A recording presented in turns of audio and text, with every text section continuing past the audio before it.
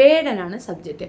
Actually ഈ വിഷയം ഞാൻ എടുക്കില്ല, ഇത് വേണ്ട, ഇത് സംസാരിക്കേണ്ട എന്ന് മാറ്റി വെച്ചിരുന്നതാണ്. അതിൻ്റെ കാരണം മറ്റൊന്നുമല്ല. വേടൻ രണ്ടാമതൊരു പെൺകുട്ടിയാണ് ഇങ്ങനെ ചീത്തയാക്കിയത് എന്നാണ് കേൾക്കുന്നത്. അതായത് മോനലോവെ അല്ലാതെ ഇതിന് മുമ്പ് ഒരു പെൺകുട്ടിയുമായിട്ട് ഒരു റിലേഷൻഷിപ്പ് ഉണ്ടായിരുന്നു. ഇതിനെപ്പറ്റി തുടർന്ന് ഫേസ്ബുക്കിൽ ആ പെൺകുട്ടി പോസ്റ്റ് ഇടുകയും അതിനെ തുടർന്ന് ഭയങ്കര ഒരു സംഭാഷണമൊക്കെ നടന്നിരുന്നു. ഫേസ്ബുക്കിൽ ഇതിനെപ്പറ്റി ഭയങ്കര ചർച്ചയൊക്കെ നടന്നതാണ്. അപ്പോൾ ആ പെൺകുട്ടി തന്നെയാണ് ഈ പെൺകുട്ടി എന്നൊരു ധാരണയായിരുന്നു എനിക്ക്. പക്ഷെ അത് അങ്ങനെയല്ല, ഇതൊരു തേർഡ് പേഴ്സൺ ആണ്, അതായത് മൂന്നാമത്തെ ഒരു വ്യക്തിയാണ് ഇത്. അപ്പോൾ വേടൻ ഒത്തിരി പെണ്ണുങ്ങളുമായിട്ടൊക്കെ ബന്ധമുണ്ട്, അത്യാവശ്യം ഒരു സ്ത്രീ ലംബടനാണെന്നൊരു കൺസേൺ ആണ് പൊതുസമൂഹത്തിന് കിട്ടിക്കൊണ്ടിരിക്കുന്നത്. ആരാണ് വേടനെ പെടുത്തിയതെന്നുള്ളൊരു സംശയം മാറാൻ എനിക്ക് കുറച്ച് സമയമെടുത്തു. പക്ഷേ എനിക്ക് ആളെ കിട്ടി കേട്ടോ. ആരാണ് വേടനെ പെടുത്തിയത് എന്നുള്ളത് എനിക്ക് മനസ്സിലായിട്ടുണ്ടായിരുന്നു. അപ്പോൾ അത് ഞാനൊന്ന് എക്സ്പ്ലെയിൻ ചെയ്യാം. അതിന് മുമ്പ് ഇതിൻ്റെ നിയമവശങ്ങളൊന്ന് പറയാം. ഞാനിത് മുൻപ് ഒരു പ്രാവശ്യം എക്സ്പ്ലെയിൻ ചെയ്തിട്ടുണ്ടായിരുന്നു. ബാലയും എലിസബത്തും തമ്മിലുള്ള വിഷയം. ബാല അമൃത എലിസബത്ത് എന്ന് പറഞ്ഞാൽ നിങ്ങൾക്ക് മനസ്സിലാവുള്ളൂ. എലിസബത്ത് ഉഭയകക്ഷി സമ്മതപ്രകാരം അയാൾക്കൊപ്പം ലിവിങ് ടുഗദർ റിലേഷൻഷിപ്പിലായിരുന്നു. അതിൽ നിന്ന് അവർ പുറത്തേക്ക് വന്നിട്ട് എനിക്ക് തന്നില്ല, എനിക്ക് നഷ്ടപരിഹാരം വേണം, എനിക്കത് വേണം, എനിക്കിത് വേണം എന്ന് പരാതി പറയുകയും ഇപ്പോൾ ഒരു ആത്മഹത്യാ നാടകം വരെ കാണിക്കുകയും ഒക്കെ ചെയ്യുന്നിടത്ത് ഇതൊന്നും പ്രാക്ടിക്കൽ അല്ല എന്നുള്ള തെളിവായി അവിടെ നിൽക്കുകയാണ്. ഇതേ സെയിം സിറ്റുവേഷനാണ് ഇപ്പോൾ വേടനെതിരെ ഒരു പെൺകുട്ടി കൊടുത്തിരിക്കുന്നത്. ബലാത്സംഗം പോലുള്ള കാര്യങ്ങളൊക്കെയാണ് പുള്ളിയുടെ എഗൻസ്റ്റ് ആയിട്ട് പറയുന്നത്. എരയുടെ പേര് നമുക്ക് പറയാൻ പറ്റത്തില്ല, എരയെ പറ്റി പരാമർശിക്കാനും പറ്റത്തില്ല, അതുകൊണ്ട് ഞാനത് പറയുന്നില്ല. പക്ഷേ കാണുന്ന നമുക്ക് ഇതിനകത്തുള്ള ഒരു വൈരുദ്ധ്യം പറയേണ്ടി വരും. ആ വൈരുദ്ധ്യമാണ് ഞാനിവിടെ സൂചിപ്പിക്കാൻ ആഗ്രഹിക്കുന്നത്. വേടൻ ആ കുട്ടിയെ ബലാത്സംഗം ചെയ്തു. ബലാത്സംഗം ചെയ്തതിന് തൊട്ട് മുമ്പ് അവളുടെ അടുത്തിരുന്നു. താഴെ ഫ്ലോറിൽ ഒരു മെത്ത ഇട്ടിരുന്നു. ആ മെത്തയിൽ അവനും ഇരുന്നു, അവളും ഇരുന്നു. ഒരു ഉമ്മ വെച്ചോട്ടെ എന്ന് ചോദിച്ചു. ഉമ്മ വെച്ചോളാൻ പറഞ്ഞു. ഉമ്മ കൊടുത്തു. ഉമ്മ കൊടുത്ത ശേഷം അവൻ പിന്നെ പിടിച്ച് വലിച്ചിട്ട് ചെയ്തു. എനിക്ക് ചെറിയൊരു സംശയം, ഉമ്മ കൊടുക്കാൻ പെർമിഷൻ കൊടുത്തിട്ടുണ്ടെങ്കിൽ ആ പെർമിഷൻ മറ്റതിനാണെന്ന് തെറ്റിദ്ധരിക്കത്തില്ലേ? ചാൻസ് ഇല്ലേ? ചാൻസ് ഉണ്ട്. അത് നല്ലൊരു വക്കീലാണ് വാദിക്കുന്നതെങ്കിൽ വേടന് സപ്പോർട്ടീവായിട്ട് ഒരെണ്ണം വരും. ഒരാളെ ഉമ്മ വെച്ച ഉടനെ റേപ്പ് ചെയ്യണമെന്ന് ചോദിച്ചാൽ അതും ചോദ്യമാണ്. പക്ഷേ നിൻ്റെ റൂമിൽ നീ വാടക കൊടുക്കുന്ന ഫ്ലാറ്റിൽ, റൂമോ ഫ്ലാറ്റോ വീടോ ഏതോ, നിൻ്റെ ലൊക്കാലിറ്റിയിലേക്ക് ഒരാൾ വരുന്നു, നിൻ്റെ റൂമിൽ നിൻ്റെ ബെഡിൽ വന്നിരിക്കുന്നു, അവിടെ ഇരുന്നുകൊണ്ട് നിൻ്റെ അടുത്ത് ഉമ്മ ചോദിക്കുന്നു, ഉമ്മ കൊടുത്തോളൂ എന്ന് പെർമിഷൻ കൊടുക്കുന്നു. ബാക്കി പിന്നെ അങ്ങനെ കൊടുക്കൂലേ? സാധാരണ അങ്ങനെയൊക്കെ അല്ലേ? അങ്ങനെയൊക്കെയാണെന്നാണ് എൻ്റെ ഒരു ഓർമ്മ. ഇപ്പോൾ ഇനിഷ്യേറ്റീവ് എടുക്കുന്നത് ആരാണ്? ഇപ്പോൾ ഫസ്റ്റ് നൈറ്റ് നമ്മൾ മാരേജ് കഴിഞ്ഞാൽ പോലും നമ്മൾ ഒരുപാട് ഇഷ്ടപ്പെട്ട ഒരു വ്യക്തിയാണെങ്കിൽ പോലും ഇനിഷ്യേറ്റീവ് ആദ്യം എടുക്കുന്നത് ആണുങ്ങൾ തന്നെയല്ലേ? പെണ്ണുങ്ങളാണോ? നമ്മളാണോ അങ്ങോട്ട് ചാടി കയറുന്നത്? ശരി, അത്രയൊക്കെ നവോത്ഥാനം നമ്മുടെ നാട്ടിൽ വന്നേനും എനിക്കറിയത്തില്ല. ഏതായാലും ഇതിനെ ഇങ്ങനെ ജസ്റ്റിഫൈ ചെയ്യാൻ പറ്റും എന്നുള്ളതാണ് ഒരു വാസ്തവം. എന്തിനാണ് വേടനെ ജസ്റ്റിഫൈ ചെയ്യുന്നത് എന്നൊരു ചോദ്യം വരാം. സ്വാഭാവികം. വേടൻ്റെ പാട്ടുകളോടുള്ള, റാപ്പർ വേടനോടുള്ള പാട്ടുകളോടുള്ള ഒരു താല്പര്യമാണോ? അല്ല. ടാർഗറ്റഡ് ആയ ഒരു പേഴ്സണാണ് അയാൾ. അതുകൊണ്ടാണ് അയാൾ പറയുന്ന ചില കാര്യങ്ങൾ നമ്മൾ പറയാൻ ആഗ്രഹിക്കുന്ന കാര്യങ്ങളാണ്.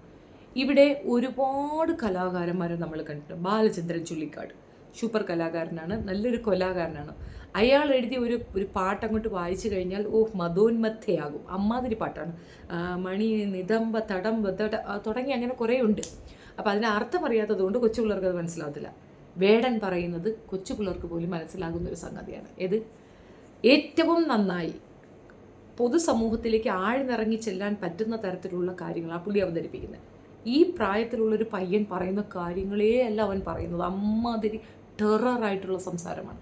ഇത് തമ്പുരാക്കന്മാർക്കാണ് നൊന്തത്. അപ്പോൾ വേടനെ ഈ ഒരു ടേമിൽ ആക്രമിക്കുന്നത് ആരാണെന്ന് വളരെ ബുദ്ധി കുറഞ്ഞ മന്ദബുദ്ധിയായ ഒരാൾക്ക് പോലും മനസ്സിലാകും. വേടൻ ആക്രമിക്കപ്പെടുന്ന ആരിൽ നിന്നാണ്, എന്തിനു വേണ്ടിയിട്ടാണ്? തമ്പുരാനെ പട്ടി എന്ന് വിളിച്ചു. വൈ യു കോൾ പട്ടി, സോറി, തമ്പുരാൻ ആസ് എ പട്ടി, അല്ല മുടി എന്ന് പറഞ്ഞു. ഇതാണ് അവിടുത്തെ സംശയം, അല്ല അവിടുത്തെ ചർച്ചാ വിഷയം. അപ്പോൾ വേടനെതിരെ കേസ് കൊടുത്ത പെണ്ണ് ഡോക്ടറാണ്. അച്ഛൻ ഡോക്ടർ, അമ്മ ഡോക്ടർ, മകൻ ഡോക്ടർ, അങ്ങനെ കുറേ പേരൊക്കെ ഡോക്ടർ എന്ന് പറയുന്നുണ്ട്. മൊത്തം ഡോക്ടർ ഫാമിലിയാണ്. എഡ്യൂക്കേറ്റഡ് ആയ ഒരു സ്ത്രീ. ഓൺ ടൈം അവരെ ഇങ്ങനെ മിസ്യൂസ് ചെയ്തു. ഓൺ ടൈം നമ്മളെ ഒരാൾ റേപ്പ് ചെയ്തു. അതുകൊണ്ട് നമ്മൾ സടകുടൻ എഴുന്നേറ്റിട്ട് പിന്നെ വിവാഹം കഴിക്കാമെന്ന് പറയുമ്പോൾ നമ്മളത് മറന്നോ? അങ്ങനെയാണോ? അത്രയേ ഉള്ളൂ. ഇത് രണ്ടുപേരും തമ്മിൽ നല്ല പ്രണയത്തിലായിരുന്നു. പൈസ കൊടുക്കുന്നുണ്ടായിരുന്നു. അതെന്തിനാ ഇപ്പോൾ പൈസ കൊടുക്കുന്നത്? ഈ ഒരു വിഷയത്തിൽ പ്രോപ്പർ ചാനലിൽ പോവുകയാണെന്നുണ്ടെങ്കിൽ അവരെ വിവാഹ വാഗ്ദാനം നൽകി പീഡിപ്പിച്ചു എന്നാണ് പറയുന്നത്. പൈസയൊന്നും കൊടുക്കാതെ അവരെ ഉപയോഗിച്ചു. അപ്പോൾ അവർ പ്രോപ്പറായിരുന്നു. അപ്പോൾ ഇവർ പൈസ കൊടുത്തിട്ടുണ്ട്. അതിൻ്റെ അർത്ഥം എന്താണ്? റാപ്പർ വേടൻ ഒരു മെയിൽ അതാണോ? ആണോ? എന്താണ്? മൊത്തത്തിൽ ഉടായിപ്പ് കേസാണെന്ന് മനസ്സിലാക്കാൻ കോമൺ സെൻസ് മാത്രം മതി. അപ്പോൾ ഇപ്പം ഞാൻ പറഞ്ഞതിൻ്റെ ഏകദേശ രൂപം മനസ്സിലായല്ലോ. ഇതിനു മുമ്പ് ഐ തിങ്ക് 1 മാസം മുമ്പോ 2 മാസം മുമ്പോ ആണ് ഞാൻ വായിച്ചതാണ്, സുപ്രീം കോടതിയിൽ വന്ന ഒരു വിധിയാണ്. മെയിനായിട്ട് ഒരു കാര്യം പറയാം, നമ്മുടെ സുപ്രീം കോടതിയിൽ വരുന്ന ഓരോ വിധിയും നിയമമായി സാധൂകരിക്കപ്പെടും. അതിൻ്റെ കാരണം എന്താണെന്ന് പറഞ്ഞു കഴിഞ്ഞാൽ കീഴ്ക്കോടതി, ജില്ലാ കോടതി, ഹൈക്കോടതി, അതിനുശേഷമാണ് നേരെ സുപ്രീം കോടതിയിലേക്ക് പോകുന്നത്. എൻഡിങ് പോയിൻ്റാണ്. സുപ്രീം കോടതിയിൽ ഒരു വിധി വന്നാൽ പിന്നെ അതിൻ്റെ മേളിലേക്ക് അപ്പീലും പോകാക്കത്തില്ല. അത് വിധിയാണ്, അത് നിയമമായിട്ട് തന്നെ നമ്മൾ പരിഗണിക്കപ്പെടും. റീസെൻ്റ്ലി ഗുജറാത്ത് കോടതിയിൽ നടന്നൊരു സംഭവമുണ്ട്. 18 വയസ്സിൽ അണ്ടറിലുള്ള ഒരു കുട്ടീനെ പ്രഗ്നൻ്റ് ആക്കുകയാണ് ഇസ്ലാം കമ്മ്യൂണിറ്റിയിലുള്ള ഒരാൾ. 18 വയസ്സിൻ്റെ അകത്താണ്. കുട്ടിക്ക് 16 17 വയസ്സേ ഉള്ളൂ. പെൺകുട്ടി ഗർഭിണിയാണ്. അവിടെ കൊണ്ട് ചെല്ലുന്നു. അപ്പോൾ കോടതി നിരീക്ഷിച്ചു. കോടതി നിരീക്ഷണത്തിൽ കോടതിക്ക് ബോധ്യപ്പെട്ടു പെൺകുട്ടി പ്രഗ്നൻ്റ് ആക്കിയത് ഇയാളാണ്. അപ്പോൾ ഇയാളെ നമ്മൾ ശിക്ഷിക്കണം എന്ന്. അപ്പോൾ പെൺകുട്ടിയെ നേരെ ജുവനൈൽ ഹോമിലേക്ക് വിടാനും ഇവനെയും അതുപോലെ തന്നെ പണിഷ് ചെയ്യാനും. ഇവന് ഏജ് ഉണ്ട്, 22 വയസ്സുണ്ട്. അപ്പോൾ ഇവൻ മെച്ചൂർഡാണ്, മറ്റൊരു മെച്ചൂരിറ്റി വന്നിട്ടില്ല. അപ്പോൾ അവൻ എതിർത്തത് മുഹമ്മദീയ നിയമപ്രകാരം 15 വയസ്സ് വരെ മതി. അപ്പോൾ മുഹമ്മദീയ നിയമപ്രകാരം 15 വയസ്സ് കഴിഞ്ഞാൽ അവർക്ക് കല്യാണം കഴിക്കാം. അപ്പോൾ അത് വെച്ചിട്ട് ഖണ്ഡിക്കുമ്പോൾ തീർച്ചയായിട്ടും അവൻ്റെ ഒപ്പം തന്നെ പെണ്ണിനെ വിടുന്ന ഒരു നിലപാടിലേക്ക് എത്തി. അപ്പോൾ കുടുംബമാണ് കേസ് കൊടുത്തിരിക്കുന്നത്, പെണ്ണിൻ്റെ കുടുംബം കേസ് കൊടുക്കുമ്പോൾ പെണ്ണിനെ കുടുംബക്കാർക്കൊപ്പം വിടുകയോ അല്ലെങ്കിൽ റെസ്ക്യൂ ഹോമിലേക്ക് വിടുകയാണ് പതിവ്. അപ്പോൾ ഇവർ മുന്നോട്ട് വെച്ച ആശയം, ഈ കുഞ്ഞിനെയും വേണം അവളെയും വേണം, അവൻ പ്രൊട്ടക്റ്റ് ചെയ്തോളാം, മുഹമ്മദീയ നിയമപ്രകാരം വിവാഹം വസൂലാണ്, ഇത് കറക്റ്റാണ്, ഇത് മുൻപോട്ട് തന്നെ പോകണം. ഇവളുടെ കുടുംബത്തിലേക്ക് വിട്ടാൽ പെൺകുട്ടിക്ക് ജീവൻ അപകടം വരാൻ ചാൻസ് ഉണ്ട്, അല്ലെങ്കിൽ പെണ്ണിനെ ബ്രെയിൻ വാഷ് ചെയ്യാനും വയറ്റിലുള്ള കുഞ്ഞിനെ പോലും നശിപ്പിക്കാനും ചാൻസ് ഉണ്ട് എന്ന് പറയുമ്പോൾ കോടതി അയാൾക്കൊപ്പം പെൺകുട്ടിയെ വിടുകയാണ്. 16 വയസ്സുള്ള കുട്ടിയാണ്. ഇനി ഇതേ സെയിം കോടതി, ഗുജറാത്ത് കോടതിയുടെ കാര്യമാണ്, അത് സുപ്രീം കോടതിയിലേക്ക് എത്തിയില്ല. ഹൈക്കോടതി തന്നെ ഈ വിധി പറഞ്ഞ കാര്യമാണ് പറഞ്ഞത്. ഗുജറാത്ത് കോടതിയാണെന്ന് എടുത്ത് ഞാൻ പറയും, ബിക്കോസ് അത് അന്ന് അങ്ങനെയായിരുന്നു എന്നുള്ളതാണ്. അടുത്ത് ഇതേ സെയിം മെത്തേഡിൽ സെയിം കോടതി സെയിം ജഡ്ജിയുടെ മുമ്പിലേക്ക് ഇതേ സെയിം സാധനം വരികയാണ്. അന്ന് പരാതിക്കാരി പ്രഗ്നൻ്റ് ആയ പെൺകുട്ടി പ്രഗ്നൻ്റാണ്. അവൾ ആ പരാതിയും കൊണ്ട് വരികയാണ്. എന്താണ് പരാതി? എന്നെ ഇവൻ പീഡിപ്പിച്ചു, ഞാൻ കൺസീവായി, എനിക്ക് പരാതിയുണ്ട്, 16 വയസ്സ്, ഇസ്ലാം കമ്മ്യൂണിറ്റി, എല്ലാം കറക്റ്റ്, ഞാൻ നിക്കാഹ് ചെയ്തോളാം, വിവാഹം കഴിച്ചോളാം എന്ന് അവൻ പറയുന്നു. പക്ഷെ പെൺകുട്ടിക്ക് സമ്മതമല്ല. അപ്പോൾ എന്തായി അവിടെ നടക്കുന്നത്? പോക്സോ വകുപ്പ് എടുക്കുന്നു, പയ്യനെ അറസ്റ്റ് ചെയ്യുന്നു. ഒരേ സമാന ഇതുള്ള കേസിൽ പരാതിക്കാരുടെ ഒരു ചേഞ്ചസിൽ കോടതി മറ്റൊരു കാര്യം വിധിക്കുകയാണ്. അപ്പം ഏകദേശം ഞാൻ പറയുന്നതിൻ്റെ ഒരു രൂപം മനസ്സിലാകും. സമാന കാര്യങ്ങളാണ് അവിടെ നടന്നിരിക്കുന്നത്. രണ്ടും സെക്ഷൽ ഇൻ്റർകോഴ്സ് തന്നെയാണ്. ഒന്ന് പെർമിഷൻ, ഒന്ന് വിത്തൗട്ട് പെർമിഷൻ, ഒന്ന് രക്ഷപ്പെടാത്തത്, ഒന്ന് ഇതിൽ മുഹമ്മദീയ നിയമപ്രകാരമുള്ള കാര്യമാണ് നമ്മൾ നേരത്തെ കണ്ടത്. ഇനി നമുക്ക് വേടൻ്റെ വിഷയത്തിലേക്ക് വരാം. ഇവിടെയും സെയിം തിങ് തന്നെ. ഉഭയകക്ഷി സമ്മതപ്രകാരം 2 പേര് ബന്ധപ്പെടുന്നു. അതെങ്ങനെ കേസാകും? ആകത്തില്ല. വിവാഹ വാഗ്ദാനം നൽകി ഇത് കൊടുക്കുന്നു, അതെങ്ങനെ കേസാകും? അത് കേസാകും. അപ്പോൾ ഇത് രണ്ടും കൂടെ ടാലി ചെയ്യുമ്പോൾ ശരിക്കും പറഞ്ഞാൽ ആപ്റ്റായ ഒരു വക്കീൽ വാദിച്ചാൽ വേടൻ ഊരി വരാം, സിമ്പിളായിട്ട് വരാം. കാരണം അവർ കൊടുത്ത മൊഴി വായിച്ചിരിക്കുന്നത് ABC മലയാളത്തിലാണ് ഞാൻ ഈ മൊഴി കേട്ടത്. ആ മൊഴിയിൽ വ്യക്തമായി അവർ പറയുന്നുണ്ട്, ഒരു ഉമ്മ കൊടുത്തോട്ടേ എന്ന് ചോദിക്കുമ്പോൾ ഉമ്മ കൊടുത്തോളൂ എന്നവൻ പറയുന്നുണ്ട്. പിന്നെ ഇവൻ റേപ്പ് ചെയ്ത ശേഷം the very next moment case കൊടുക്കാനോ അവനെ തള്ളാനോ ഉപേക്ഷിക്കാനോ തയ്യാറാകാതെ വീണ്ടും അവൻ്റെ ഒപ്പം 3 ദിവസം അതേ വീട്ടിൽ കണ്ടിന്യൂ ചെയ്തു എന്നും പറയുന്നുണ്ട്. ആകെ മൊത്തത്തിൽ ഈ കേസ് നിലനിൽക്കാൻ വളരെ സാധ്യത കുറവാണ്. അഫ്കോഴ്സ് ഇത് FIR ഇടും, കേസ് ഉണ്ടാവും, പ്രശ്നം ഉണ്ടാകും, ഇതുണ്ടാക്കും, വലിയ ഒച്ചപ്പാടും ബഹളവും ഒക്കെ കാണിക്കും. ഇതിനേക്കാൾ വളരെ ക്രൂഷ്യലായിട്ട് മീൻകറിയും തൈരും കഴിച്ചു എന്ന രേഖ വരെ വെച്ചിട്ട് സിദ്ദിഖിന് മുൻകൂർ ജാമ്യം കിട്ടിയെങ്കിൽ വേടനിക്കും അത് സാധിക്കും. ഇനി മുൻകൂർ ജാമ്യം എടുക്കുകയോ ഇല്ലയോ, അവൻ്റെ അറസ്റ്റ് വരിക്കുമോ, അങ്ങനെ എന്തെങ്കിലുമൊക്കെ നടക്കുമോ എന്നുള്ളതൊക്കെ അതൊക്കെ നിങ്ങൾ കാത്തിരുന്ന് കാണുക. ബട്ട് നിയമവശമാണ് ഞാൻ പറഞ്ഞത്. ഒരു കാരണവശാലും വേടന് ഇതിനകത്ത് പണിഷ്മെൻറ്റ് കിട്ടാൻ സാധ്യത വളരെ വളരെ കുറവാണ്. കാരണം അവന് താല്പര്യമില്ല. ടോക്സിക്കായ ഒരു റിലേഷൻഷിപ്പ് മുന്നോട്ട് കൊണ്ടുപോകാൻ ഒരു കോടതിയും പറയത്തില്ല, ഒരു കോടതിയും അങ്ങനെ നിർബന്ധം പിടിക്കത്തില്ല. അവർ ലിവിങ് ടുഗദർ റിലേഷൻഷിപ്പിലും അല്ലായിരുന്നു. 5 പ്രാവശ്യമാണ് അവർ തമ്മിൽ ബന്ധപ്പെട്ടിട്ടുള്ളത്. 5 പ്രാവശ്യവും ഉഭയകക്ഷി സമ്മതം അവിടെ ഉണ്ടായിരുന്നു. ഇല്ല എന്ന് ആ പെൺകുട്ടി പറഞ്ഞാൽ പോലും ആ പെൺകുട്ടി എതിർത്ത് അന്ന് ചെയ്യാത്തടുത്ത് ഇന്ന് ചെയ്തിട്ടുണ്ടെങ്കിൽ ഇള്ളാവാവയല്ലല്ലോ. അവൾ ഡിഗ്രിക്ക് പഠിച്ചുകൊണ്ടിരുന്ന സമയത്തല്ലേ, 2 പേരും മേജറായിരുന്ന സമയത്തല്ലേ, ഇള്ളാവാവയല്ലല്ലോ. എഡ്യൂക്കേറ്റഡ് അല്ലാത്തതൊരു ഫെലോ അല്ലല്ലോ. അന്ന് കൊടുക്കാത്ത പരാതി ഇന്ന് കൊടുത്തു കഴിഞ്ഞാൽ അതിൽ FIR ഇടും. കാരണം അവർക്ക് വേടനെ ഉപദ്രവിക്കണം, വേടനെ മോശപ്പെടുത്തണം. മോശപ്പെടുത്താൻ നിൽക്കുന്ന വേടനെ നമ്മൾ കൂടുതൽ മോശപ്പെടുത്താൻ വേണ്ടിയിട്ട് ഈ ഒരു കാര്യം സംഭവിക്കുന്നു എന്നതിനപ്പുറം ഇതിനകത്ത് ഒരു മൂല്യവും ഇല്ലെന്നാണ് എനിക്ക് പറയാനുള്ളത്. ഇനി നമുക്ക് ആരാണ് വേടനെ ഇതിനകത്തേക്ക് പെടുത്തിയതെന്ന് കേൾക്കണമെങ്കിൽ ഇത് കേൾക്കണം. ആദ്യമായിട്ട് രംഗത്ത് വന്നു, അവർ അതിന്റെ മൊഴിയും നൽകിയിട്ടുണ്ട്. അത് നമുക്ക് കിട്ടിയിട്ടില്ലേ? കിട്ടിയിട്ടുണ്ട്. അതായത് പോലീസ് മുമ്പാകെ ഇന്നലെ രാത്രി 9 മണിക്ക് ഡോക്ടർ ഹാജരായി. അവിടുത്തെ വനിതാ എസ്ഐയുടെ മുമ്പാകെ മൊഴി കൊടുത്തു. എന്നിട്ട് രാത്രി ഒരു എടാ പശു നക്കി തലയാ, നിനക്ക് ഇനിയും നേരം വെളുത്തില്ലേടാ കോഴിവാലേ. ഇവൻ ആരാണെന്നറിയാം, ഈ പശു നക്കി തലേൻ ആരാണെന്നറിയാമോ? നിങ്ങൾക്ക് നല്ല പോലെ അറിയാൻ വേണ്ടിയിട്ടുള്ള ഒരു കാര്യം ഞാനൊരു എക്സ്പ്ലനേഷൻ തരാം. ലവ് ജിഹാദ് കണ്ടുപിടിച്ച ആരാണെന്നറിയാമോ? ഇവനാണ് ഈ ലവ് ജിഹാദ് എന്ന സാധനം ഇത്രയധികം ഫേമസ് ആക്കിയതും ഈ ഇന്ത്യ മൊത്തത്തിൽ ഇത് കൊണ്ട് നടന്നത്. സിറിയയിലേക്ക് പെണ്ണുങ്ങൾ പോയി ആടുമേക്കാൻ ആന കോന ചക്ക ചേന എന്നൊക്കെ പറഞ്ഞവൻ ഈ പശു നക്കി തലേനാണ്. ഈ ഒരു കൂറയുണ്ടല്ലോ, ഈ ഇരിക്കുന്ന ഈ കൂറ, ഇവനാണ് ഇത് അത്രയും ചെയ്തത്. ഇപ്പോൾ അവൻ ഭയങ്കര അഭിമാനപൂർവ്വം വന്നിരുന്ന് രണ്ടുപേരുടെ പറയുന്നു അവർക്ക് കിട്ടിയെന്ന്. ഏത് കുറ്റപത്രം വേറെ ആർക്കും കിട്ടിയിട്ടില്ല. FIRന്റെ കോപ്പി എടുക്കാനുള്ള സമയം പോലും കിട്ടുന്നതിന് മുമ്പ് ഇവർക്കത് കിട്ടിയെങ്കിൽ ഈ സാധനം ഉണ്ടാക്കിയതാരാ? ഇവർ തന്നെയല്ലേ? പറയിപ്പിച്ചതാരാ? ഇവർ തന്നെയല്ലേ? അതാ ഞാൻ പറഞ്ഞു ഒന്ന് കേൾക്കാൻ ബാക്കി. നടപടിക്രമങ്ങളൊക്കെ പൂർത്തിയാക്കി രാത്രി ഒരു 12 മണിയോടെ അർദ്ധരാത്രിയോടെയാണ് വേടനെതിരെ FIR ഇട്ടത്. FIRന്റെ കേസ് നമ്പർ ക്രിമിനൽ നമ്പർ 531/2025 ആയിട്ട് കേസെടുത്തു. സെക്ഷൻ BNS 376(2N) ആണ് വകുപ്പ്. അപ്പോ എന്താണ് ഈ ഡോക്ടർ പോലീസിനോട് പറഞ്ഞിരിക്കുന്നത്? അത് ഇതൊന്ന് മലയാളത്തിൽ ഒരു പാട്ടുകളും കണ്ട് ആകൃഷ്ടയായാണ് ഞാൻ വേടന് മെസ്സേജ് അയച്ചത്. പിന്നീട് ഞങ്ങൾ ഫോൺ നമ്പറുകൾ കൈമാറി. വേടന്റെ ഫോൺ നമ്പർ 799 ഇന്ന അപ്പാർട്ട്മെന്റിലായിരുന്നു താമസം. ഫ്ളാറ്റിൽ എന്റെ കൂടെ 2 സുഹൃത്തുക്കളും ഉണ്ടായിരുന്നു.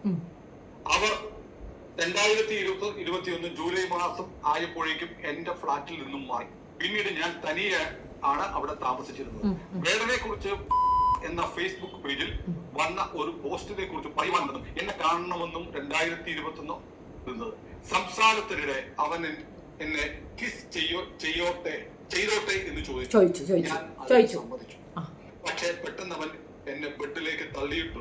എന്റെ സമ്മതമില്ലാതെ എന്നെ റേപ്പ് ചെയ്തു. നിന്റെ വീട്ടില്, നിന്റെ സ്വന്തം വീട്ടില്, നിന്റെ കിടക്കയിൽ നിന്നെ തള്ളിയിട്ട് നിന്നെ റേപ്പ് ചെയ്തു. സത്യം ചെയ്യാൻ പാടില്ലാത്ത തെറ്റാണ് വേടൻ ചെയ്തത്. വേടനെ തൂക്കിക്കൊല്ലണം. അതിനുശേഷം എന്നെ വിവാഹം ചെയ്തു കൊള്ളാമെന്നും അവൻ പറഞ്ഞു. ഞാൻ വിശ്വസിച്ചു. അവൻ 3 ദിവസം കഴിഞ്ഞിട്ടാണ് പോയത് ആ ഫ്ലാറ്റിൽ നിന്ന്. ഞാൻ അവനെ വളരെയധികം വിശ്വസിച്ചു. പിന്നീട് അവൻ എന്നെ സ്ഥിരം ഫോണിൽ വിളിക്കുമായിരുന്നു. അവൻ 2001 ഡിസംബർ മാസം 8-ാം തീയതി എന്റെ ഫോണിൽ വിളിച്ച് അവന്റെ പുതിയ പാട്ടിറക്കാൻ വേണ്ടിയിട്ട് 10,000 രൂപ ചോദിച്ചു. ഞാൻ നെറ്റ് ബാങ്കിംഗ് വഴി എന്റെ HDFC ബാങ്ക് കോട്ടയം ബ്രാഞ്ചിലെ എന്റെ അക്കൗണ്ടായ നിന്ന് 8/12/2001 തീയതി തന്നെ അവന്റെ സൗത്ത് ഇന്ത്യൻ ബാങ്ക് അക്കൗണ്ടിലേക്ക് 10,000 രൂപ ഇട്ടുകൊടുത്തു. 2021 മുതൽ 2023 വരെ പലവട്ടം അവൻ എന്നോട് വിവിധ ആവശ്യങ്ങൾ പറഞ്ഞ റൂട്ടിലാണ് ബുക്ക് ചെയ്ത് കൊടുത്തത്. പല പ്രാവശ്യമായി 2,356 രൂപയുടെ ട്രെയിൻ ടിക്കറ്റ് ഞാൻ ബുക്ക് ചെയ്ത് കൊടുത്തിട്ടുണ്ട്. 2028 മാർച്ച് കൂടെ ഉണ്ടായിരുന്നു. പിന്നീട് വേടനെതിരെ ഈ ഡോക്ടർ കൊടുത്തിട്ടുള്ള മൊഴി, ഈ മൊഴിയുടെ അടിസ്ഥാനത്തിലാണ് കേസെടുത്തിരിക്കുന്നത്. അപ്പൊ നമ്മൾ നോക്കേണ്ട ഒരു പ്രധാനപ്പെട്ട കാര്യം, വേടൻ എന്ന് പറയുന്ന ഒരാൾ വലിയ ഒരു താരമായിട്ട് പെട്ടത് കേരളത്തിലെ ഇടതുപക്ഷം അങ്ങ് കൊണ്ടാടി. കേരളത്തിൽ ഈ സമീപകാലത്ത് വളരെയേറെ കൊണ്ടാടപ്പെട്ട ഒരാളാണ് ഇയാള്. ഇവന്റെ വിദ്യാഭ്യാസ യോഗ്യത പോലും അറിയത്തില്ല. ഇവന്റെ ഒരു കവിത, എന്തോ ഒരു പൊട്ട കവിത, അലർച്ച, കാലിക്കറ്റ് യൂണിവേഴ്സിറ്റി സിലബസിൽ ഉൾപ്പെടുത്താൻ തീരുമാനിച്ചു. MV ഗോവിന്ദൻ എന്ന് പറയുന്ന CPMന്റെ സംസ്ഥാന സെക്രട്ടറി, പോളിറ്റ് ബ്യൂറോ അംഗം വരെ വേടന് വേണ്ടി സ്തുതി പാടാൻ തുടങ്ങി. ഈ വനം വകുപ്പ് ഉദ്യോഗസ്ഥന്റെ, വനം വകുപ്പ് റേഞ്ചർമാരുടെ സെക്രട്ടറിയാണ്, കേരള ഫോറസ്റ്റ് റേഞ്ചേഴ്സ് അസോസിയേഷൻ മറ്റാണ് പേര്. അതിന്റെ പ്രസിഡന്റ് അദീഷ് എന്ന് പറയുന്ന ഒരു സത്യസന്ധ ഓഫീസറാണ്. അല്ല അളിയ പശു നോക്കിത്തല്ലേ, ഞാൻ അറിയാത്തോണ്ടൊരു ചോദ്യം ചോദിക്കുന്നുണ്ട്. നമ്മളുടെ എൻറ്റയർ പൊളിറ്റിക്സുകാരൻ്റെ എഡ്യൂക്കേഷൻ ക്വാളിഫിക്കേഷൻ എന്താന്ന് പറയാമോ? രാജ്യത്തെ പ്രധാനമന്ത്രിയുടെ എൻറ്റയർ പൊളിറ്റിക്സാണ് ക്വാളിഫിക്കേഷൻ. പുള്ളിയോട് നേരിട്ട് ചോദിച്ചാൽ പറയാം ഞാനൊന്നും പഠിച്ചിട്ടില്ല. നമ്മളൊക്കെ അല്ലാതെ ഒരു ഡിഗ്രി സർട്ടിഫിക്കറ്റ് ചോദിച്ചാൽ എൻറ്റയർ പൊളിറ്റിക്സ് എന്നാണ് പറയണം. എൻ്റെ എയറിലെ പൊളിറ്റിക്സ്. ഇന്ത്യയിൽ ഇനി അങ്ങനെ ഒരു കോഴ്സ് വേറെ ആരും പഠിച്ചിട്ടില്ല. അങ്ങേർക്ക് ക്ലാസ്മേറ്റ്സ് ഇല്ല. ഏത് അങ്ങനെ ഒരാൾക്ക് ഇന്ത്യൻ പ്രധാനമന്ത്രിയാണെങ്കിൽ ഇത്രയും ക്വാളിറ്റിയോട് കൂടി പാട്ടെടുത്ത് ആളുകളെ അതിനകത്ത് അട്രാക്റ്റ് ചെയ്യാൻ പറ്റുന്ന ഈ വ്യക്തിക്ക് എന്താടാ കുഴപ്പം? ഇപ്പം നിങ്ങൾക്ക് ഏകദേശം മനസ്സിലായില്ലേ വേടനിട്ട് പണിത് ആരാണെന്ന്? ഇവറ്റോളുടെ കളികളാണ് ഇത് മുഴുക്കൻ. ഇനി ഒരു കാര്യം കൂടെ പറയാം. ഇരയ്ക്ക് ഏർപ്പെട്ട ബുദ്ധിമുട്ട്, റേപ്പ് ചെയ്തു, വളരെ ക്രൂരമായി ചെയ്തു, കുറേ കാര്യങ്ങൾ ഏറെ പറയുന്നുണ്ട്. അതായത് വല്ലാണ്ട് അവളെ ഹറാസ് ചെയ്തു, ബ്ലീഡിങ് ആയി, അത്രയ്ക്ക് തീവ്രമായിട്ടൊക്കെ റേപ്പ് ചെയ്തു, ഡ്രഗ് കഴിച്ചു, ഡ്രഗ് അഡിക്റ്റ് ആയിരുന്നു, ഡ്രഗിൻ്റെ ആ ഇതിൽ ആ പുള്ളിക്കാരത്തെ ഭയങ്കരമായിട്ട് ചെയ്തു എന്ന്. ഞാനൊരു കോമൺ ആയിട്ട് പറയുന്നതാണ്, ഞാനൊരു ലേഡിയാണ്. ഞാനൊരാളെ ഇഷ്ടപ്പെടുന്നുണ്ട്, അയാൾ ക്രൂരമായി റേപ്പ് ചെയ്യുന്നു, ഡ്രഗ് കഴിച്ചിട്ട് ചെയ്യുന്നുണ്ടെങ്കിൽ ആ റിലേഷൻഷിപ്പിൽ നിന്ന് ഞാൻ മാറിപ്പോകും. എനിക്ക് ആ റിലേഷൻഷിപ്പ് പിന്നെ കണ്ടിന്യൂ ചെയ്യാൻ താല്പര്യമില്ല. ഒരു കാരണവശാലും ഞാൻ ചെയ്യത്തില്ല. എൻ്റെ സെൻസാണ് ഞാൻ പറയുന്നത്, മറ്റുള്ളവരുടെ കാര്യമല്ല. മെയിനായിട്ട് നമ്മളെ ഉപദ്രവിക്കുന്ന, സെക്ഷുവലി വല്ലാണ്ട് ഹറാസ് ചെയ്യുന്നുണ്ടെങ്കിൽ ആ റിലേഷൻഷിപ്പ് കണ്ടിന്യൂ ചെയ്യാൻ ബുദ്ധിയും ബോധമുള്ള ഒരു പെണ്ണും തയ്യാറാവത്തില്ല. ഒരു ഡോക്ടറായ, ഫിനാൻഷ്യലി സൗണ്ടായ, ഫിനാൻഷ്യലി സെറ്റിൽഡായ ഒരു പെൺകുട്ടിക്ക് അത്ര പോലും ചിന്തയില്ലാതെ അയാളെ വേണം എന്ന തോന്നലിൽ വീണ്ടും അവനെ വിളിച്ചു വരുത്തി വീണ്ടും അവൻ്റെ ഒപ്പം ജീവിതം അങ്ങോട്ട് മുന്നോട്ട് കൊണ്ടുപോകണം, അല്ലെങ്കിൽ സെക്ഷൽ നീഡ് നടത്തണമെന്ന് തോന്നിയ അവരുടെ ഒരു സംസ്കാരത്തിൻ്റെ ലെവലാണ് ഞാൻ ആലോചിക്കുന്നത്. ഫസ്റ്റ് തിങ്, വീട്ടുകാരെ തെറ്റിദ്ധരിപ്പിക്കുന്നു, വീട്ടുകാരെ എല്ലാം മാറ്റി നിർത്തിക്കൊണ്ട് വിവാഹത്തിന് മുമ്പ് തന്നെ സെക്ഷൽ കോണ്ടാക്റ്റിൽ ഏർപ്പെടുക. ഓൺ ടൈം ഒരു മിസ്റ്റേക്ക്, ഒരിക്കൽ ചെളിയിൽ ചവിട്ടി വീണ്ടും ചെളിയിലേക്ക് വീണ്ടും പോയി ഇറങ്ങുകയാണ്. ആൻഡ് ഓഫ് കോഴ്സ് ഇത്രയധികം തവണ അവർ ബന്ധപ്പെട്ടിട്ടും കൺസീവ് ആയിട്ടില്ല. So she know that she is doing A very well സംഗതിയാണ് എന്നുള്ളത് അറിയാം. പ്രഗ്നൻസി ഇല്ലാണ്ട് ഇത് ചെയ്യാനുള്ള സർവത്രികമായ സംഗതികളും രണ്ടുപേരും പ്രിക്കോഷൻസ് എടുത്തിട്ടുണ്ടായിരുന്നു. ആകെ മൊത്തം പ്ലാനഡ് ആയിട്ടുള്ളൊരു സംഗതിയാണ്. ഞാൻ ആരെയും തെറ്റു പറയത്തില്ല. ബോത്ത് ഓഫ് ദം ആർ ആ ഒരു ഏജാണ്. അവർ ആ ഏജ് ഓവർകം ചെയ്യാൻ നല്ല ബുദ്ധിമുട്ടാണ്. അവരുടെ സെക്ഷൽ ബയോളജിക്കൽ നീഡിന് അവർ രണ്ടുപേരും പരസ്പരം കണ്ടെത്തി. ഒരുപക്ഷെ ടോക്സിക് റിലേഷൻഷിപ്പ് ആയതുകൊണ്ട് അവൻ പറ്റില്ല എന്ന് പറഞ്ഞിട്ട് സ്റ്റെപ്പ് ഔട്ട് ചെയ്തിട്ടുണ്ടാവാം. അവളുടെ ഇതുകൊണ്ട് അവൻ വഴക്കിട്ടിട്ടുണ്ടാകാം. മറ്റൊരു പാർട്ട്ണറെ തേടി എത്തുന്നിടം വരെയും അവളെ പറ്റി ഒരു വീഡിയോ ചെയ്യുന്നിടം വരെയും അവൾക്ക് പ്രശ്നമില്ല. ആൻഡ് അവനവിടെ സിംഗിളായി നിൽക്കുന്നിടം വരെ അവൾക്ക് പ്രോബ്ലമില്ല. അവൻ മറ്റൊരു ലൈഫിലേക്ക് പോകുമ്പോഴാണ് ഇവിടെ കുത്തിക്കഴപ്പളാകുന്നത്. ഇത് സ്വാഭാവികമായി തോന്നുന്ന ഒരു അസൂയ മാത്രമാണെന്ന് മനസ്സിലാക്കാൻ കോമൺ സെൻസ് മതി. ഇനി ഇത് അല്ല, അവൾക്ക് അങ്ങനെ സംഭവിച്ചിട്ടുണ്ടെങ്കിൽ പോലും അയാളെ പിടിച്ച് ജയിലിലിട്ടാൽ ഇവൾക്ക് നഷ്ടപ്പെട്ട പോലും തിരിച്ചു കിട്ടും. ഗോവിന്ദചാമിയാക്കി മാറ്റാൻ ശ്രമിക്കുന്നുണ്ട് എല്ലാവരും കൂടെ ചേർന്ന് വേടനെ. ആണോ? അവൻ പറയുന്നത് അത്രത്തോളം നോവുന്നു എന്നുള്ളത് കൊണ്ടല്ലേ? ഒരു വിഷയത്തിൽ, ഒരു കാര്യത്തിൽ നമുക്ക് ഉറച്ച് വിശ്വസിക്കാം. ഒരാളെ ഒരു രീതിയിലും ഒരു പ്രൊവോക്കേഷനും ഇല്ലാതെ ഒരാളെയും ചാടി വീണ് ഒരാളും ആക്രമിക്കാൻ പോകാറില്ല. അങ്ങനെ ഒരാൾ ചെയ്തിട്ടുണ്ടെങ്കിൽ അയാൾക്ക് സമൂഹത്തിൽ തുടരുക എന്നുള്ളത് പ്രാക്ടിക്കലായ സംഗതിയേ അല്ല. അവൻ്റെ ചുറ്റും കൂടുന്ന പെൺകുട്ടികളും അവൻ്റെ ഒപ്പം വന്നു നിൽക്കുന്ന പെൺകുട്ടികളെയും ഒക്കെ കാൽക്കുലേറ്റ് ചെയ്യുമ്പോൾ അവൻ അത്രത്തോളം ഭീകരനാണെന്ന് എനിക്ക് തോന്നിയിട്ടില്ല. നിങ്ങൾക്ക് തോന്നുമെങ്കിൽ നിങ്ങൾ കമൻറ്റിൽ പറഞ്ഞാൽ മതി. വേടൻ ടാർഗറ്റഡ് ആണ്. അവനെ, ഒരു പെണ്ണിനെ, ഒരു വ്യക്തിയെ ഏറ്റവും മോശപ്പെടുത്താൻ പറ്റുന്നത് ഈ ഒരു രീതിയിലാണ് എന്നുള്ളത് സത്യമാണ്. ഇനി ഇതേപോലെ മറ്റൊരു വ്യക്തിയുണ്ട്, ആരും വിശ്വസിക്കാത്ത, ഇതിനേക്കാൾ വൾഗറായിട്ട് സരിത എന്ന് പറയുന്ന ഒരാൾ പറഞ്ഞ OC പുണ്യാളൻ ഇല്ലേ, അദ്ദേഹത്തിന് ഇങ്ങനെയല്ലേ പറഞ്ഞത്? ഉമ്മൻചാണ്ടി പുണ്യാളനെ ഇങ്ങനെ പറഞ്ഞിട്ടുണ്ടായിരുന്നു. അതും വദനസുരതം എന്നാണ് പറഞ്ഞിട്ടുള്ളത്. വിശ്വാസയോഗ്യമാകുന്ന രീതിയിൽ ഒരു വളരെ വിശാലമായ കള്ളം പറഞ്ഞിരുന്നു സരിത. വിശ്വസിച്ചോ എന്നിട്ട് നാട്ടുകാർ? ആ മനുഷ്യൻ്റെ ക്രെഡിബിലിറ്റിയെ തൊടാൻ പറ്റിയിട്ടുണ്ടായിരുന്നോ ആർക്കെങ്കിലും? നമ്മളും അത് പറഞ്ഞിട്ടുണ്ട്, ഞാനും പറഞ്ഞിട്ടുണ്ട്. വദനസുരതം എന്ന് അവൾ പറയണേ ഏകദേശം അത് സത്യമായിരിക്കാനാണ് ചാൻസ്. മുട്ടുവേദന എന്നൊക്കെ പറഞ്ഞ് വിളിച്ചു വരുത്തി ചെയ്യിക്കും എന്നൊക്കെ ആ പെണ്ണ് പറയുമ്പോൾ അതിനകത്ത് സത്യമുണ്ടെന്ന് പറയുന്നത്. ഇതേപോലെ ഇതിനേക്കാൾ വൾഗറായി ഇതേ ലെവലിലുള്ള ഒത്തിരി പേരെ നമ്മൾ കാണുന്നുണ്ട്. സത്യമായ സത്യങ്ങൾ പറഞ്ഞിട്ട് പോലും അവർക്കെങ്കിലും എന്തെങ്കിലും പൂട പറഞ്ഞോ? ഇല്ല. പിന്നെ വേടനിക്ക് പൂട പറയുമെന്ന് ഇവർ ചിന്തിക്കുന്നുണ്ടെങ്കിൽ ഇവരെ പോലെ മണ്ടന്മാർ വേറെ ആരുമില്ല എന്നുള്ളതാണ്. 2 പേർ ഉഭയകക്ഷി സമ്മതപ്രകാരം നടത്തിയ സെക്ഷൽ കോണ്ടാക്റ്റിനെ റേപ്പാക്കി മാറ്റിക്കൊണ്ടുവന്ന് പരാതി കൊടുത്തു കഴിഞ്ഞാൽ അവനെ പൂട്ടാമെന്ന് ചിന്തിക്കുന്നിടത്ത് ഇവർക്ക് മനസ്സിലാകാത്തൊരു കാര്യമുണ്ട്. ഈ ചെറിയ ഞൊണലുള്ള ഭാഗം ചൊറിയരുത്, പകരം മരുന്ന് വെച്ചത് പൊറുക്കാൻ ശ്രമിക്കുക എന്നതിന് പകരം ചൊറിഞ്ഞ് അത് പുണ്ണാക്കി വ്രണമാക്കി പഴുത്ത് കാല് കണ്ടിച്ച് കളയുന്ന അവസ്ഥയിലേക്ക് ഈ സംഘികൾ കൊണ്ടെത്തിക്കും.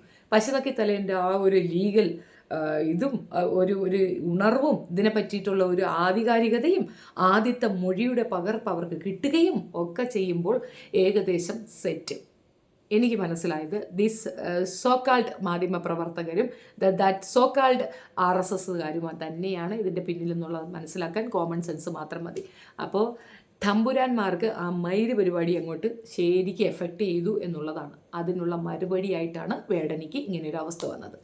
നിങ്ങളുടെ അഭിപ്രായം കമൻറ്റ് രേഖപ്പെടുത്തുക. വീഡിയോ ഇഷ്ടപ്പെടുകയാണെങ്കിൽ ലൈക്ക്, ഷെയർ ആൻഡ് സബ്സ്ക്രൈബ്. തുടരും, ഓഫ് കോഴ്സ് ഇത് തുടരും. Thank you.